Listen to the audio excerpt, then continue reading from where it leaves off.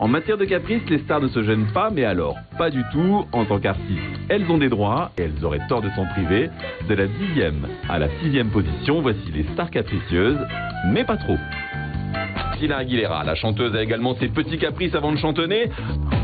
En septembre dernier, lors d'un show caritatif à Las Vegas, Christina a demandé quelques faveurs, des bougies parfumées à la vanille vendues dans un seul grand magasin new-yorkais, 4 serviettes de bain noir anthracite, 2 bouteilles de champagne d'une marque prestigieuse.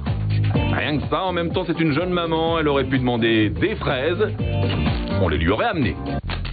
Franchit un cap avec les caprices de Gillo, sa couleur préférée est le blanc et en plus de l'aimer, elle l'impose partout où elle veut, du blanc, que du blanc dans tous les lieux où elle passe. Et c'est pas tout, elle veut en plus qu'il n'y ait que des ampoules basse intensité. Là on se dit que Gillo est devenu écolo, mais pas du tout.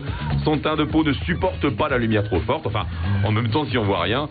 Mais là aussi une exigence moins courante, elle demande que son café soit moulu dans le sens des aiguilles d'une montre, rien que ça. Probablement un remède contre le décalage horaire, faut dire qu'elle voyage la Lopez.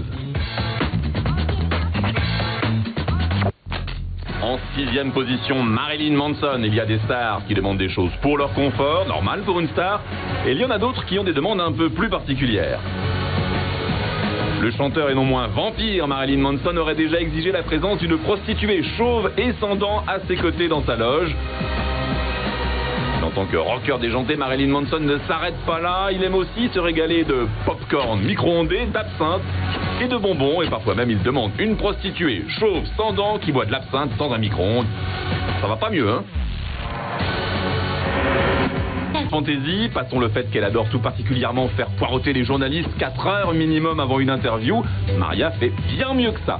Elle déteste l'air sec de sa chambre à coucher quand elle dort. Elle exige alors pas moins de 20 humidificateurs autour de son lit dans chacun des hôtels où elle descend. Hôtels qu'elle loue en entier, à chaque fois bien sûr. Maria préserve ainsi son intimité et en plus elle peut changer de chambre pendant la nuit et ça c'est la classe. Elle réserve aussi 2 chambres pour son matériel de gym, 20 000 $ de matériel quand même. Son chien lui aussi a droit à un traitement de star. Il a une limousine, rien que pour lui, et ne boit que de l'eau minérale.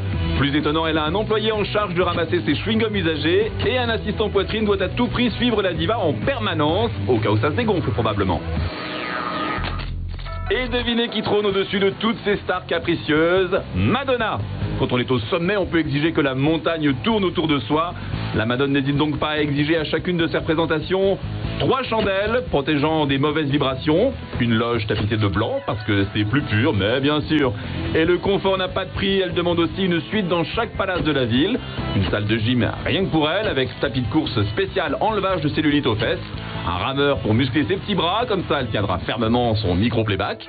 La chambre doit être cloisonnée pour obtenir la luminosité adéquate, mais elle ne s'arrête pas là, elle demande toujours que les sièges des toilettes soient remplacés avant son arrivée.